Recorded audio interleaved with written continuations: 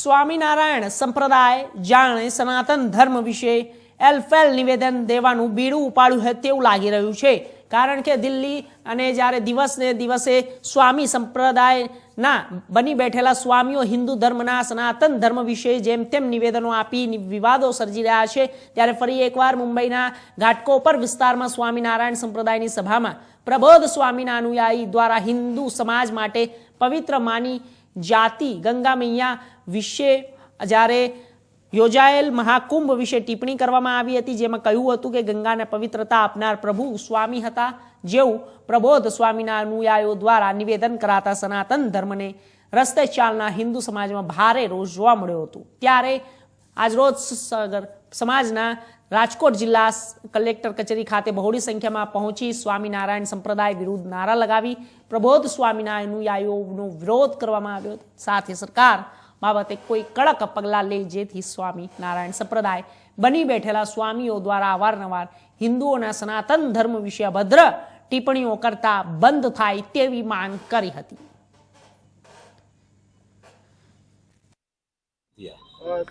હું ચેરમેન છું શ્રી સગર સમાજ ડેવલપમેન્ટ ટ્રસ્ટ અને પૂર્વ પ્રમુખ રાજકોટ સગર સમાજ।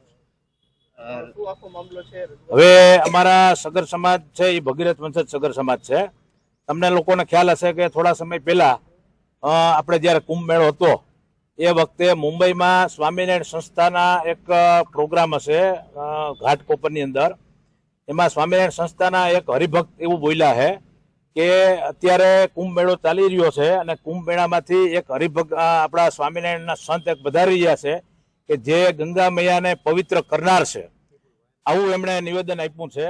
એટલે આપ સૌ પણ જાણો છે અને સનાતન હિન્દુ ધર્મ પણ બધા જાણે છે।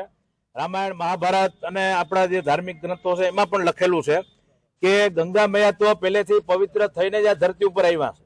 વર્ષો પહેલા, ઘણા હજારો વર્ષ પહેલા જયારે ગંગા મૈયા જયારે શિવજીની જટામાંથી એનું અવતરણ થયું ત્યારથી ગંગા મૈયા પવિત્ર જ છે। કોઈ સાધુ સંત કે કોઈ પણ આપણા હિન્દુસ્તાનમાં કોઈ પણ દેવી દેવતાએ એને પવિત્ર કરેલા નથી।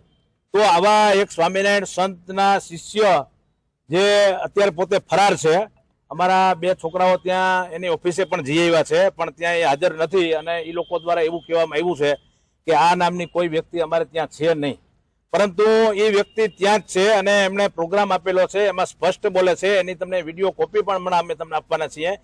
તો આવું કથિત નિવેદન આપી અને ગંગા મૈયાનું હડાહડ અપમાન કર્યું છે, જેને સગર સમાજ સહિત કોઈ પણ સમાજ સાંખી ના લે। અને તમે લોકો આપણે સૌ એ પણ જાણીએ છીએ કે હમણાં સ્વામિનારાયણ સંતો અને એમના હરિભક્તો દ્વારા જે બીજા સમાજના દેવી દેવતાઓને ઉતારી પાડવાનું, એને નીચા દેખાડવાનું આવું બધું કૃત્ય થઈ રહેલ છે। હમણાં તમને ખ્યાલ છે કે બ્રાહ્મણ સમાજના પણ આ એક આવું કંઈક ચાલી રહ્યું છે। તો અમારી વિનંતી છે આપના માધ્યમથી સરકારશ્રીને પણ કે આવા તત્વોને બહાર લાવે, એને પૂછે કે ભાઈ તમે કયા આધાર ઉપર આ નિવેદન આપ્યું છે અને એને અમને સગર સમાજની સમક્ષ રજૂ કરે, જેથી કરીને અમે એ લોકોને પૂછી શકીએ કે ભાઈ તમે લોકો આવા નિવેદનો શા માટે આપો। શું નામ છે સંતનું? એ સંતનું નામ હજી કઈ ખ્યાલ નથી, એ પોતે ફરાર છે। અમે તપાસ કરી, અમારા છોકરાઓ ત્યાં જઈ આવ્યા છે મુંબઈમાં ઘાટકોપરમાં એની ઓફિસે, પણ એ અત્યારે એ ઓફિસનો જે સંત પ્રબોધમ નું નામ છે યુવક મંડળનું, એનું યુવક મંડળ છે, એની ઓફિસ છે અને એને ત્યાં જઈને વાત કરી તો એ લોકો પણ અત્યારે એમ જ કહે છે કે ભાઈ આવ્યું કે વ્યક્તિ અમારે ત્યાં છે નહીં, પણ એ ખોટું બોલે। અમારી માંગણી એક જ છે કે ઘાટકોપર મુંબઈ જઈ અને સરકારશ્રી આમાં તપાસ કરાવે, આવી વ્યક્તિઓને અમારા સગર સમાજની સમક્ષ લઈ આવે। અમારે એટલી જ જો વાત છે કે એને આવું નિવેદન શા માટે આપવું પડ્યું અને કયા આધાર ઉપર એને આવું નિવેદન આપ્યું છે।